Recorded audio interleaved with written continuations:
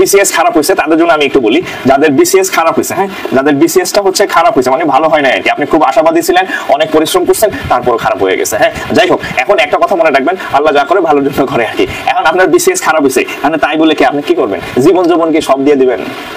Suicide করবেন? কতজনে তো suicide করে, এই সেই বোকামি, আসলে এটা ঠিক না। আপনার রিজিক যেখানে আছে আপনি সেখানে যাবেন, ঠিক আছে? সো বিসিএস ছাড়াও বাংলাদেশে আরো অনেক ভালো ভালো চাকরি আছে, বিভিন্ন মন্ত্রণালয়ে চাকরি আছে, এনএচআই চাকরি আছে, এই আপনার বেসরকারি বিমান আছে, হ্যাঁ, ওখানে সিভিল এভিয়েশনের চাকরি আছে, ব্যাংক আছে, তারপর অডিট আছে, মানে আমি জাস্ট কয়েকটা কথা বললাম। তারপর হচ্ছে গ্যাস, হ্যাঁ, আপনাদের সামনে একটা পেট্রো বাংলা সার্কুলার আছে, প্রাইমারি আছে, নিবন্ধন আছে, হিউজ পরিমাণ। এখানে যারা চাকরি করতেছে তারাও তো বাঁচতেছে রে ভাই, তাদেরও তো এটা একটা পেশা। হ্যাঁ, সৎ পথে আপনি ইনকাম করবেন। তাহলে শুধু বিসিএস এ তো 400-500 ক্যাডার অফিসার নেয়, তাহলে বাকিরা কি না খেয়ে থাকে? বাংলাদেশের 20 কোটি মানুষ, তারাও তো বাঁচতেছে নাকি? সো হচ্ছে আপনার বিসিএস খারাপ হয়েছে, হোক না, খারাপ হইতেই পারে, আপনি এটার আপাতত যেহেতু সামনে আপাতত নাই, আপনি অন্যদিকে ডাইভার্ট হন। হ্যাঁ, ধরেন হচ্ছে যে আপনার মেইন ফোকাস ওখানে ছিল, বাট ওখানে আপনার